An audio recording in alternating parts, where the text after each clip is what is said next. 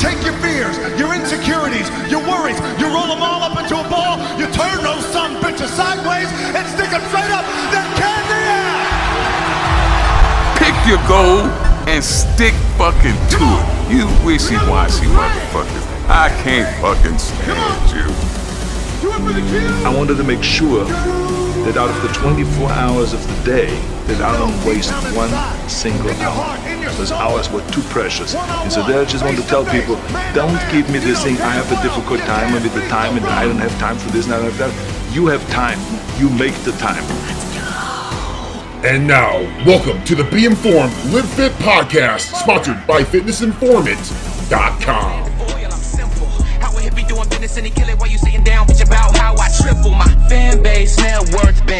What's going on, everybody? Welcome inside the Be Informed, Live Fit podcast. It's your boy. He's back on the Airstream podcast.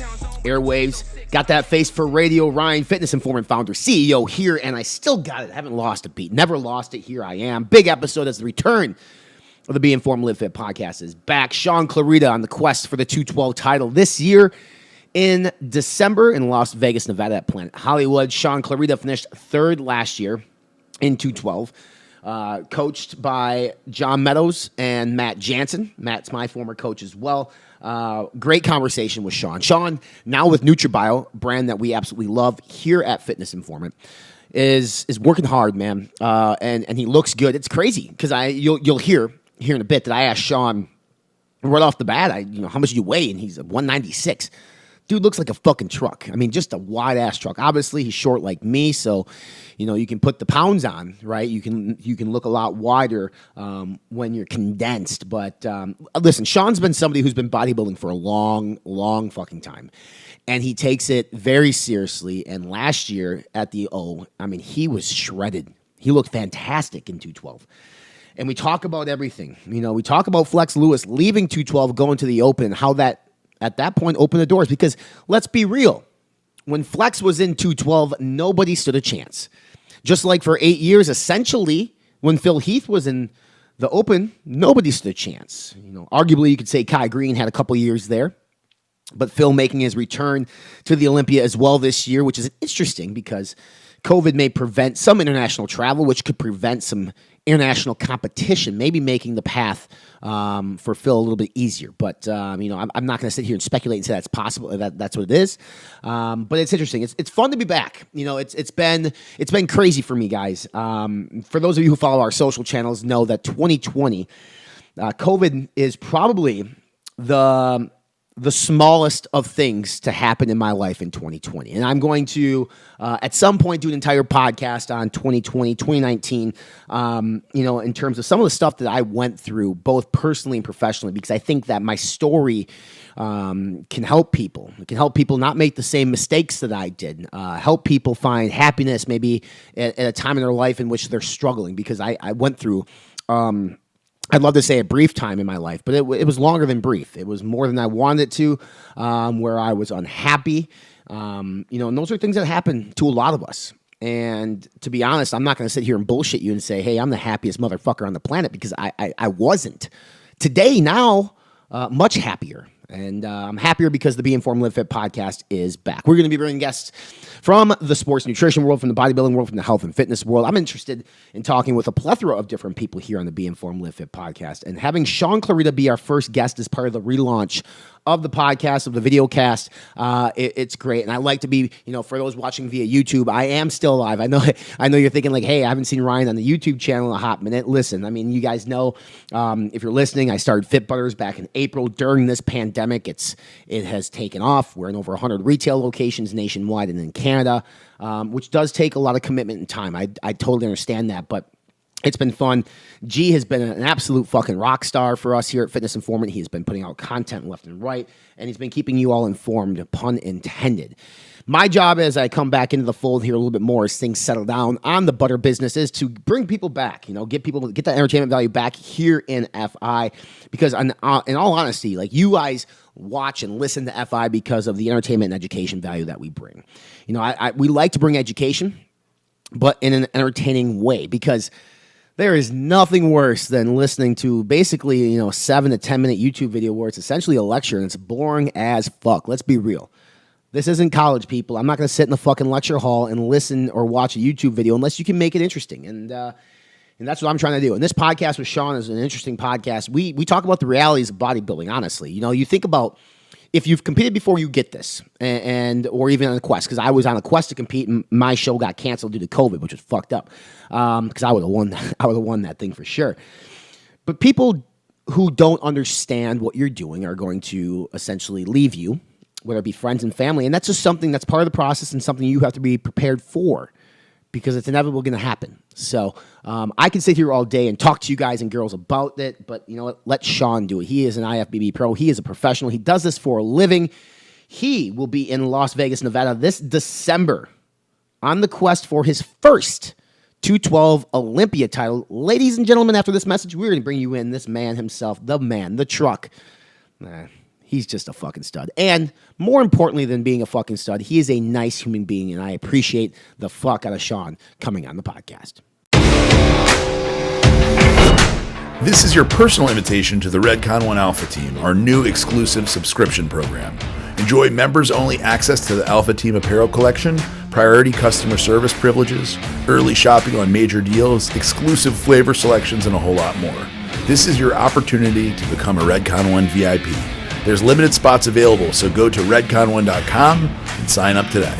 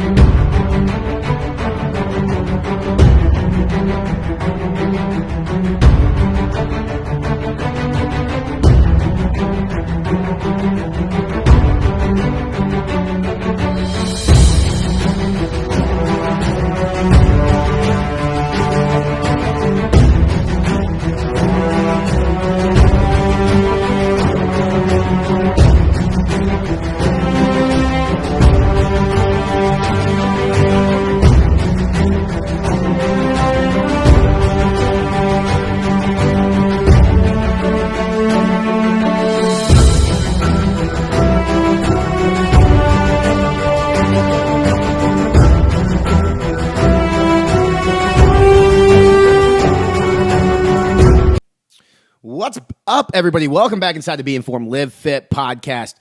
Wide as a freight train, wide as a semi-truck. Shaun Clarida, what do you weigh right now? This morning I was 196. You're under 200 pounds and you're that big? I'm short. Well, yeah, I get it. I'm short with you too. We weren't blessed with height, so the only thing we can do is grow wide. And you are managing to do a much better job than I am. 212. The Olympia is just around the corner, which is where your mindset is. But dude, the world's weird, right? Yeah, it's a scary time. How? Because are you in the East Coast, right? Yeah. For training purposes, obviously, you need to train. Has it been a struggle?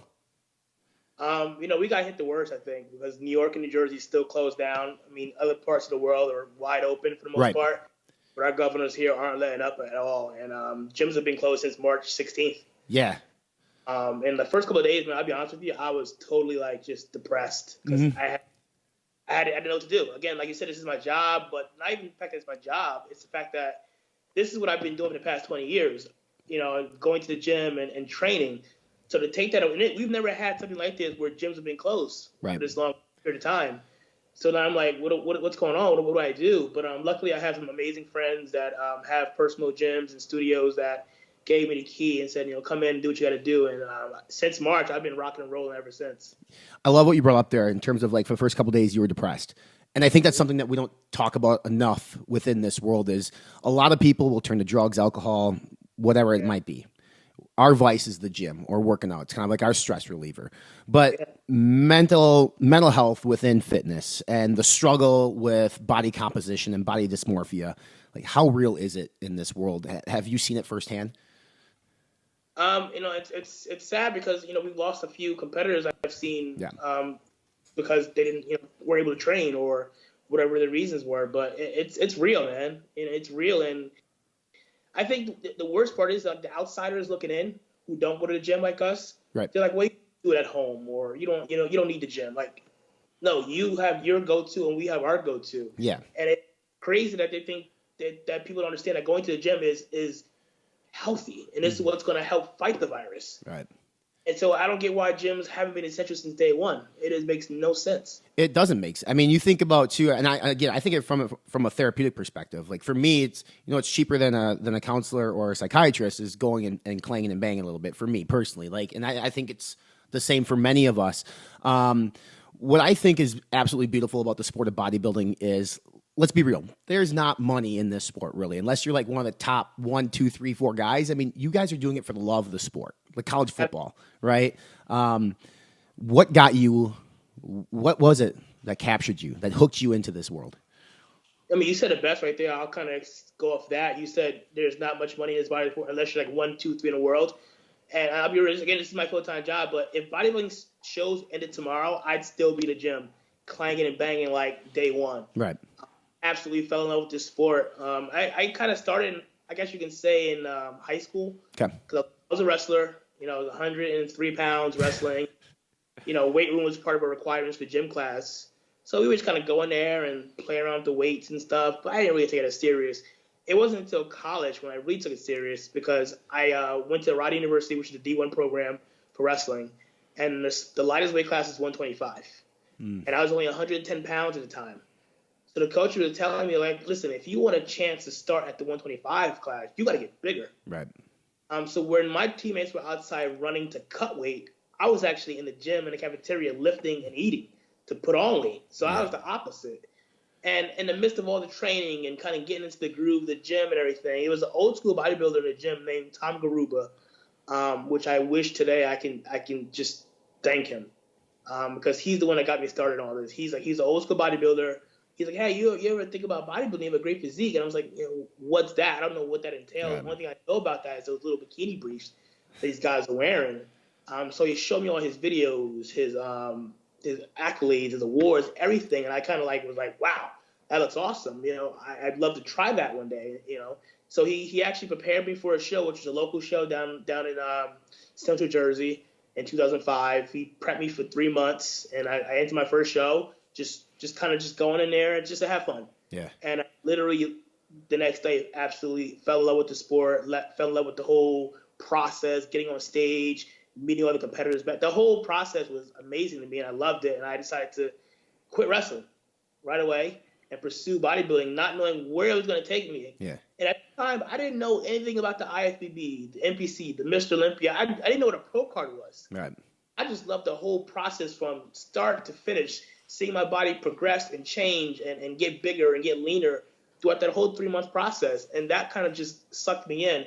And as I grew more into the sport, learn more about the sport, I started understanding what the next level was. I could possibly make this into a career, what the Olympia was, what the pro card meant.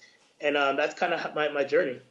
It's great because you mentioned wrestling, and I think for people who've never wrestled before, it's one of the toughest sports ever, first off. But it requires, I think, more dedication than any other sport in terms of what you have to do to prepare. I wrestle as well. I have friends who wrestle, but I mean, some of these wrestlers put themselves through hell to make weight. So like that's already been, written in your DNA, and now you know how it is. So college wrestling into bodybuilding, do you ever miss your wrestling days? Oh yeah, I'm still a wrestling fan. I still watch the NCAA championships to wrestling. If I can get back to my college and go to the wrestling room, I even go to the high school wrestling room where I wrestle and kind of hang out with the coaches and see the guys wrestling. I absolutely love it. Obviously, I can't do it anymore, but just be around the atmosphere. Again, like I said, it's one of the toughest sports, man. Is those guys go through it, and if you can make it through wrestling, you can make it through anything. Yeah, I mean, you're not wrong. And cutting weight was deathly. I mean, I had to cut weight a couple of times in high school, and it was literally like, I don't know, man. Yeah. We eating one egg a day, and then we can't eat until like 3 o'clock after we weigh in, and it's tough, man. People don't understand how tough wrestling is. Yeah, you sit in the sauna, the hot tub, you try to sweat out that extra water weight, and then the day of you bulk back up after you step off that scale. That's for sure. You're in a division that I fucking love. I mean, one of the nicest guys, and him, one of the nicest guys I've ever met in my life is Flex Lewis. Like, he is just a sweetheart of a person, going up to be with the quote-unquote big boys. How do you think he's going to do this year? I personally have Flex in my top 3. Beautiful. We've seen Flex 230, 235, 240. He's rock hard, ready to go. And now that he doesn't have the stress of making the 212 class anymore, you can't count him out. You absolutely can't. He's just got. If you bring the conditioning that I think we were lacking a little bit in the open class, because those guys don't have to worry about the weight cutoff. He's definitely a guy you got to take serious. He's the greatest 212 competitor of all time. I mean, like, in terms of how many titles he's won. When he left, I think a lot of you guys maybe were like, okay, maybe now is our opportunity since the king has moved on. But I mean, your field is still stacked, man. I mean, we just saw the Tampa Pro, right? George the Bull took that home. The New York Pro now being moved to Tampa. I know the typical answer when I ask this question is when I say, who's your biggest competitor? You can look at me and say, it's myself. I understand that. But like, externally, like when you're looking at the field, who are guys that stand out to you right now in that 212 class? I'll be completely 110% honest with you. When Flex Lewis was on top, he was the king. And we've all tried to beat Flex, and we've all failed. Yeah. He, in my eyes, was the biggest contender, period. When he left, like he said, I was sitting in the audience. He made the announcement he was, retiring from 212. A light went off in my head, like, this is my time. Yep. And no disrespect to any of the 212 competitors, but I don't see anyone on Flex's level. No one's a Flex Lewis. No one scares me like, obviously the way Flex did, because he was the king. Mm-hmm. Honestly, I don't see anyone as a threat. Obviously, I have much respect to Kamal. He's a great champion. Yep. But I believe he's beatable just like anyone else is. And I'm coming to beat him and everyone else. It's crazy the amount. Again, for people who maybe have never competed or don't understand, any little thing leading up to show day can really alter the way you look that morning, that evening. What's the most difficult thing for you, Shaun, as you approach a big show? Honestly, it's easier for me, and I'll explain why. Because most of my competitors are cutting down to make 212, right? Mm-hmm. So they have to decrease food, decrease water, not eat for a couple of hours. And by the time they weigh in and step on stage the next day, some of those guys don't have that opportunity to fill back out. All right? Whereas myself, I make weight in the off season. Mm-hmm. So I literally can cruise into weigh-ins fully rested, eating all my meals, getting all my fluids in, no stress of making weight whatsoever. So I feel like I have that benefit. So honestly, that last week is like, I'm excited, to be honest. I'm not stressing anything. You make it sound easy, and I know it's not, and I know it's not easy either. So, even maybe not peak week, but leading up to it, where do you find yourself having the most difficulty, or maybe I don't know if it's lack of motivation or if it's eating enough food? What for you is the most difficult? It gets hard, man, especially 3-4 weeks out, it gets tough where the calories are decreased, the cardio's increased. You're literally doing double sessions a day. You're eating a meal, and in 10 minutes later, you're starving. Because you feel like the meal didn't do anything because it's literally burning right through you. Mm-hmm. It just mentally gets hard. Like, it's like you're just sitting there, you're a mummy.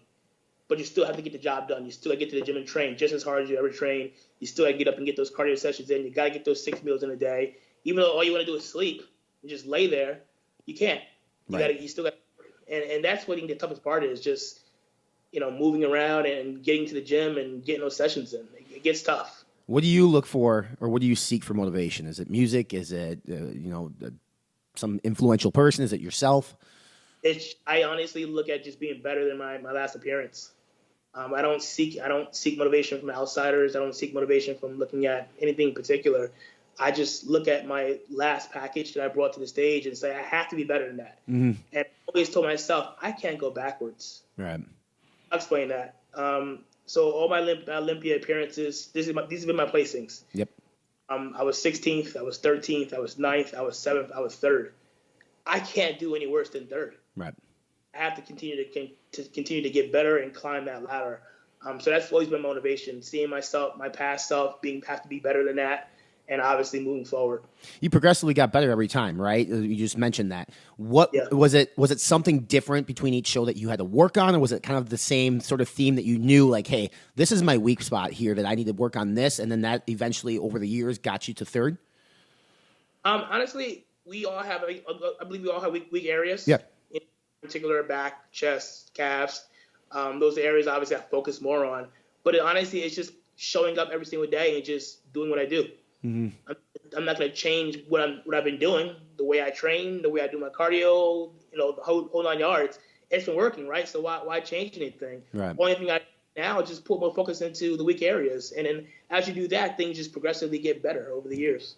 Does it change anything at all that they moved the event this year from September to December? Given that extra 3 months, I don't know if it means anything to you or to your fellow competitors, but it's an extra 3 months to train. I mean, it really is, and that could help or could hurt somebody, if they lose motivation over that time. How about for yourself? So I started prep. For the 2020 Olympia, thinking it was scheduled for September. Mm-hmm. So I was 2 weeks in. We were doing cardio, we were dieting hard, we were getting ready, and then obviously 2 weeks later, we find out it was being pushed till December. It just gave me more time to keep plugging away. I actually put on some more weight in that time frame.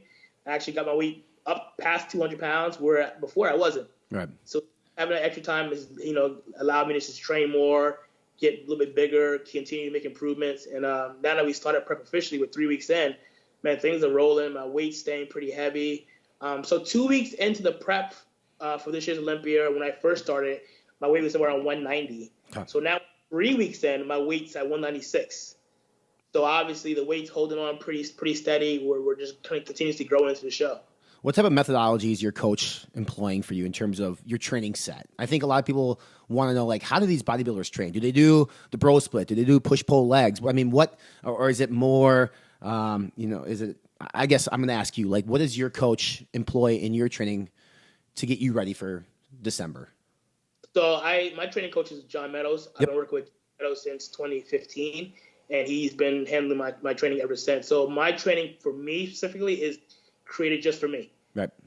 We talk all the time. We look at videos, pictures. We see what areas need to be worked on, and we focus a plan based on that. So for me, John has me training my chest and my back twice per week. Got you. And everything else is once per week. I mean, my legs are once per week. My shoulders we don't really do a shoulder day anymore because we found out my shoulders were too dominant and making my chest look smaller, so we kind of pull back a little bit. But again, it's just literally just, chest and back twice per week. Just working those areas. John, one of the wisest, nicest guys, obviously, in the space. That's why. But what led you to John? Like, did you learn about John through just the business, the industry? He's got a huge influence through his YouTube channel. I've talked to John many, many times. But for you to look and find the right coach, what made John the right coach? First I just saw his videos and saw who he was through social media, and then I had the chance to actually meet him and talk to him and kind of pick his brain a little bit, and seeing, just kind of getting his input on my physique is like, this is the guy I got to go with for my training.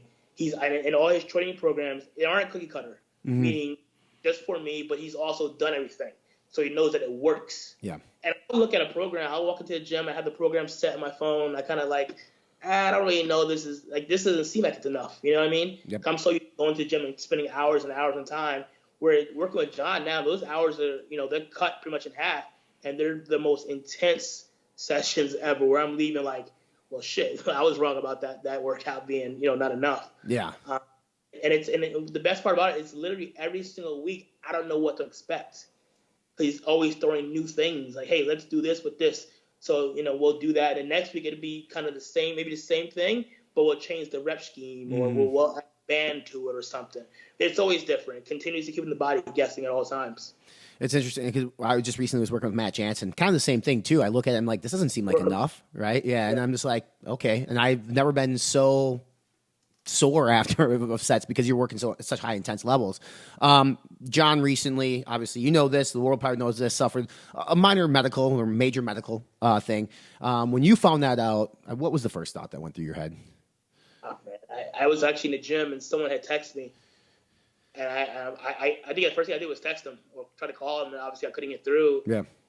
So I texted his wife. Like, hey, what's going on? How is he doing? And she obviously got back to me and kind of gave me a heads up. And I just want to let, I put it on social media so the rest of, people wondering what's going on with John, how he's been doing, just giving him an update, and, luckily he made it through. Things seem to be doing a lot better now. Yeah. But John, he's a maniac, man. He's still in the gym. I know. It's insane. But again, that's a guy you look at and say that this is in his blood. Yeah. This is who John Jones is. So I respect him highly for that. I mean, you obviously, for me, my mind always thinks the worst for whatever reason. So I was like, shit, this is not good. Thankfully, he's back on YouTube, plugging away, doing his thing.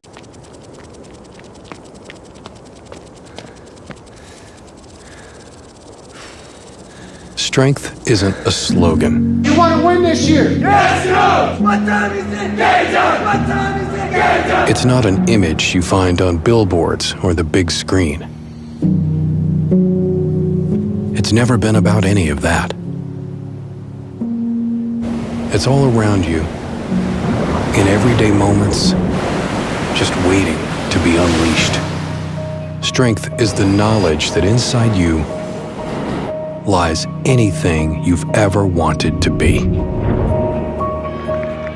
The confidence that your failures never define you. And the passion and purpose to drive beyond any limits placed upon you. When you call upon it, strength embraces you, challenges you, pulls you back up, no matter how many times you fall.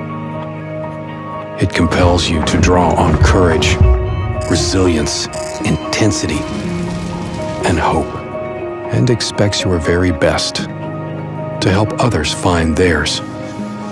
True strength demands you build more than muscle, not in pursuit of a personal best, but a better tomorrow for everyone.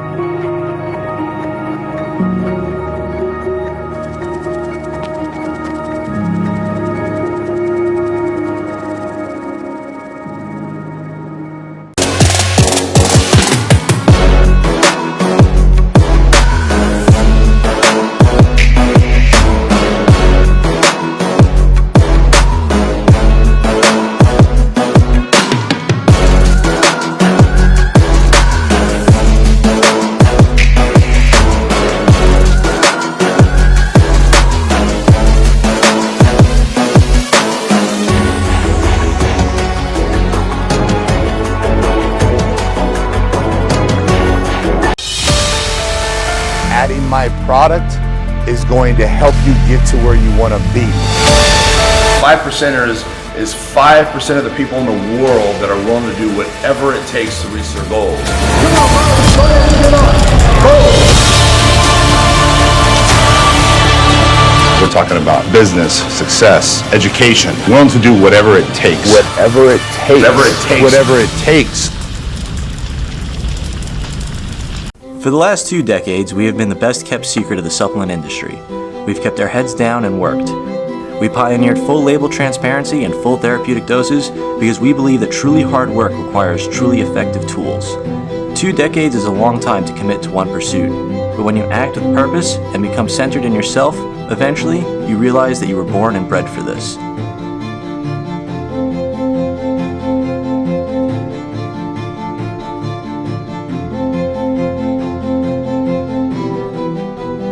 The things you once thought impossible, you now do every day. We don't like the easy way, it just doesn't feel right. We'll take the long, hard road over a shortcut any day. It takes longer, sure, but in the end, you know you earned it. And with the right team behind you, pushing yourself further than you've ever been would be just another afternoon doing what you love most.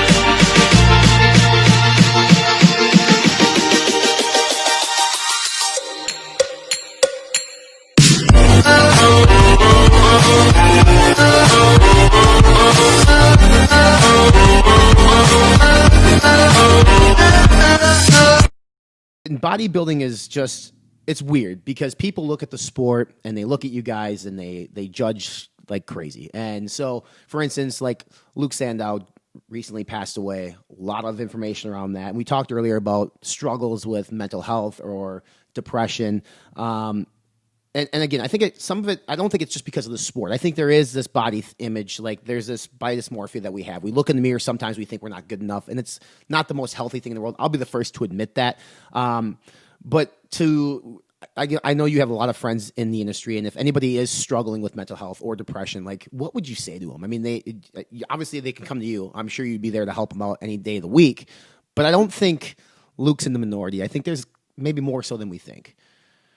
You know, honestly, I honestly believe people like when Luke passing, people are just instantly thought, oh, bodybuilding. Exactly. Like, humans, we have life outside of this sport, and a lot of us are dealing with personal problems that have nothing to do with the gym, nothing to do with competing.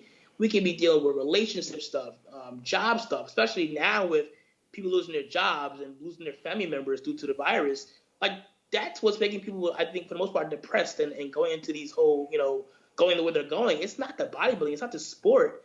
Yeah, sure, people have passed away from, certain things related to the sport. Right. But yeah, it's not, you can't always blame the sport for it. Right. And people are going, obviously friends are going through it. I'm going to try to be as much as I can. And I tell my friends, I tell people, check up on your friends, man. If you haven't heard from your friend in a week or two, just a quick text. Like, hey, what's going on? How you been? If you need anything, let me know. Yeah.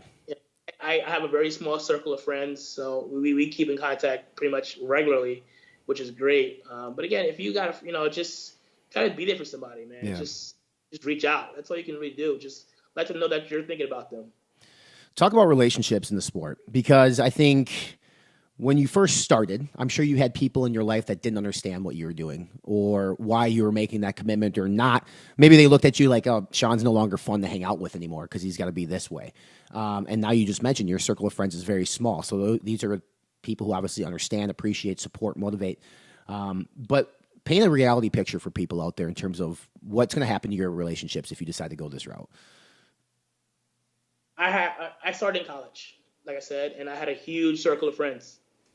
And now my circle of friends have come down to nothing. Yeah. And exactly what you just said. I was so invested into the sport that, I didn't go to the parties anymore. I didn't go hanging out. I didn't do the game nights. I was in the gym. I was doing my homework, and I was in bed. And all my friends kind of just started little by little, just kind of just pulling away from me. Mm-hmm. Calling me, not inviting me places. Like, I'm not going to invite you. You're not going to come anyway. Or if you're going to come, you're going to bring your own food. And we don't want you around. Unfortunately, it happened where I literally don't talk to any of my college friends anymore. They've never been to a bodybuilding show. Even if I had a local show, they've never been. Yeah. And it doesn't really bother me sometimes. I think it does bother me when I see them all hanging out together because they're all still friends and they all, going to events. But at the same time, I look to myself like, well, I'm happy. Yeah. Like I'm living my dream. I'm living my life. Whereas maybe they are, maybe not, but I'm living my dream. I'm happy with the circle of friends I do have because they truly do believe and respect and support me. So I'm good with that, But again, man, if friends or family don't understand it, man, just be prepared for the worst. Mm-hmm. Even with family events, I don't really go to them as much because when I go to a family event, it's like, hey, why aren't you eating? Or what are you eating? Why are you eating that? That looks disgusting. Like, I don't want to hear. Like, I'm better off just kind of staying at home. Right. So the family thing is always interesting dynamic to me because, you'd hope that your parents or close ones will obviously like support you and all that nature, but sometimes they don't understand. But I mean, what do you say to them? Like, what type of communication do you have with your relatives who maybe don't understand what you're doing? In the beginning, it was hard because again, they didn't know what I was doing, why I was doing it, or what was the point of it.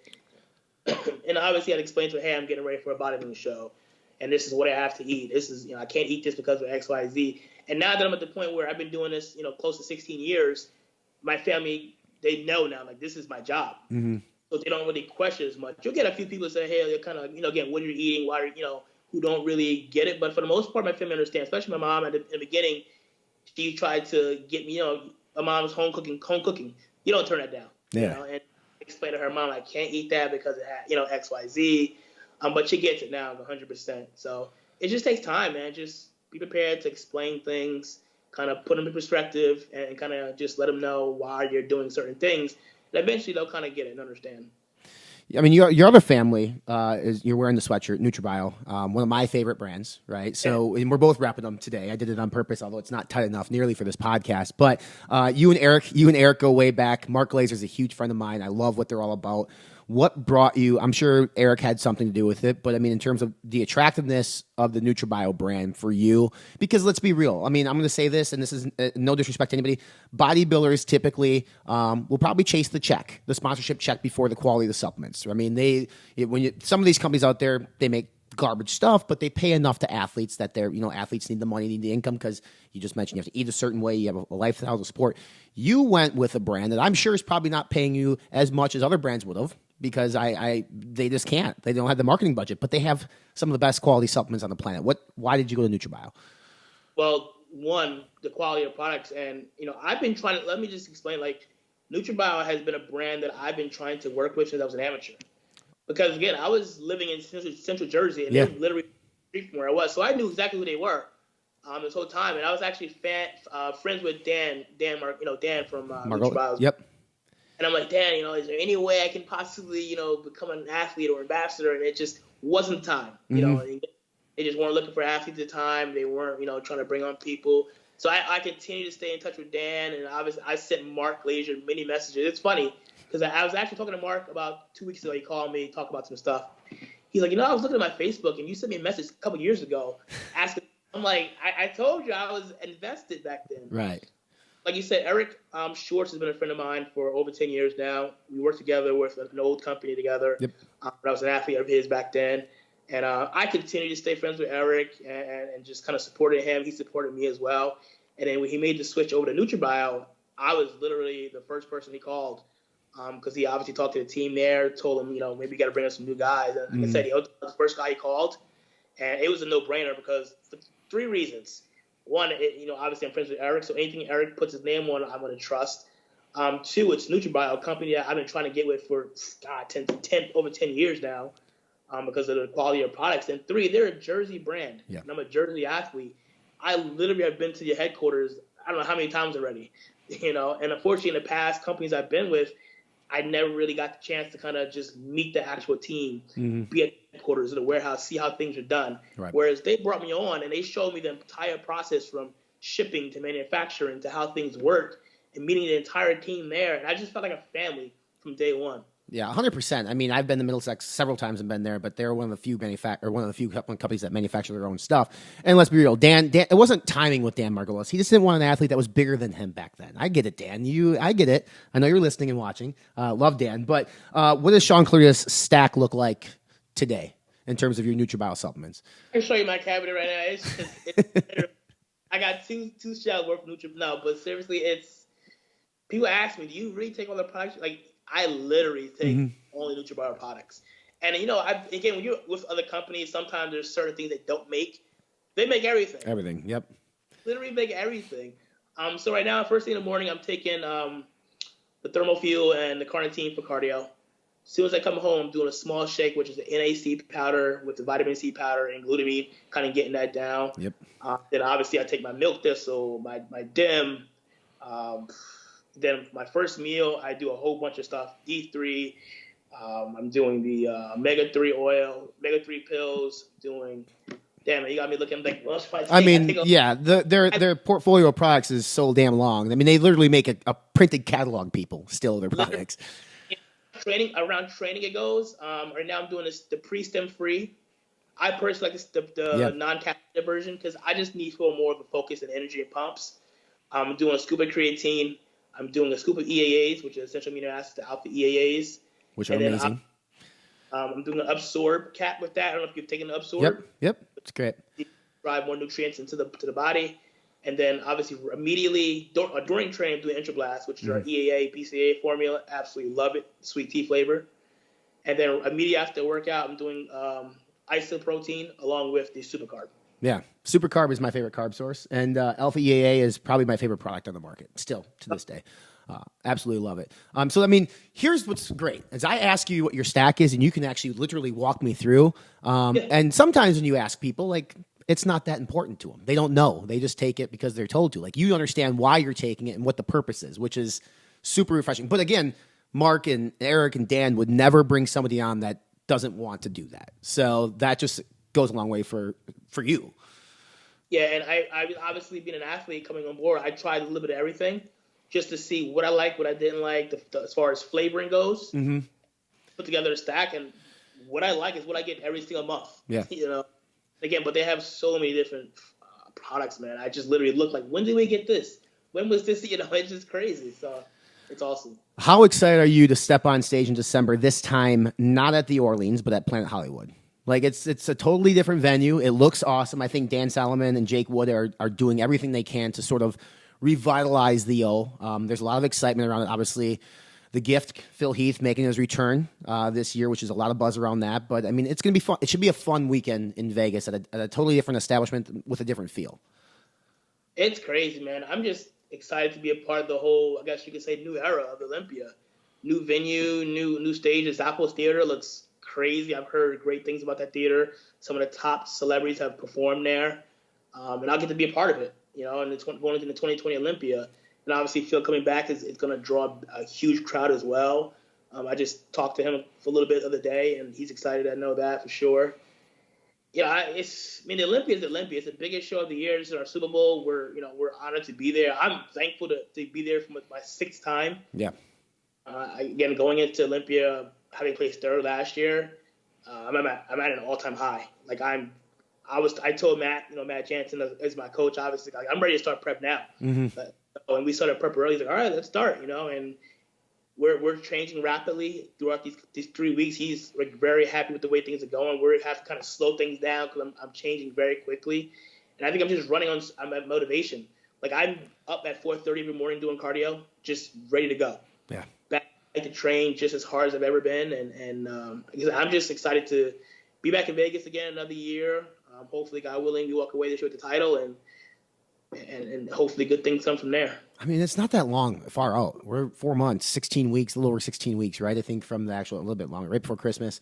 Who's going to be your biggest competitor, do you think, come December? Like, I mean, I know before you said nobody's on Flex's level. I completely agree. But, I mean, there are some impressive athletes, yourself included. Who do you have your eye on as the one, maybe two people who are like, they're definitely going to push me and bring it? My target is only one guy, and that's Kamal, because he has a title. That's it. Yeah. No one else really. I'm always on my radar. No one else I'm thinking about. And even Kamal, notice my eye is on him because he has a title and he's a champ. But I don't pay attention to what he's doing or what he looks like. Mm-hmm. I don't pay attention to what anyone looks like. I don't have time for that. And I've said that many times to many people. People say, "Oh, who's the guy you're looking at?" It's like, I can't spend my time looking at him because me spending my time looking at him takes away from myself. Mm-hmm. happen. That's never going to happen. That's never been my style. Even as an amateur, people used to get mad at me when I show up to a show. Like, why didn't you post about it? It's like, because that's not how I work. Right. I go to the gym, I do my thing, and I show up at the show, and that's it. Obviously, everyone knows I'm getting ready for Olympia, but the one thing you don't see for me is progress pictures. Mm-hmm.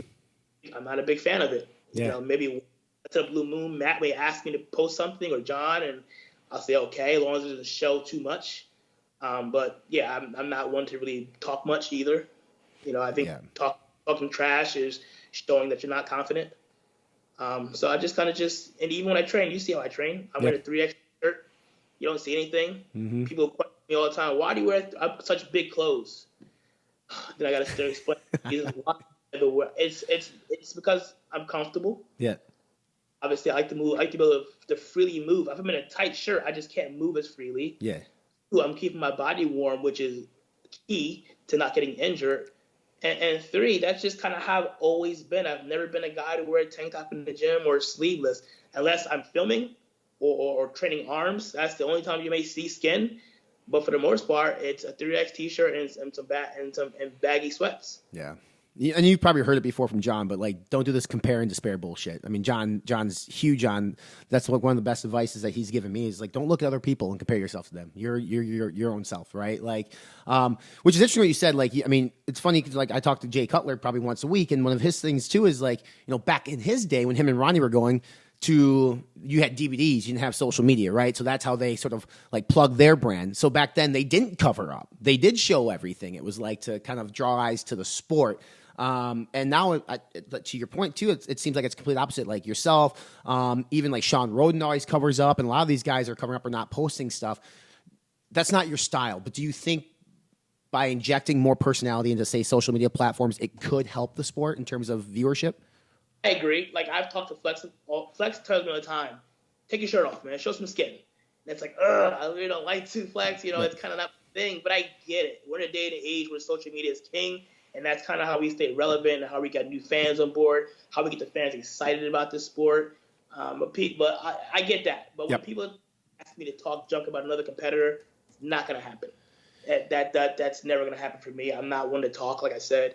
I've never been one to disrespect my competitors. But again, like showing skin or for training footages, absolutely, I totally agree for sure. And again, I'll post once in a blue moon. People may get a sneak peek one of these days, or if I'm training arms or something, I may show a bicep shot. But it's more so just for the fans.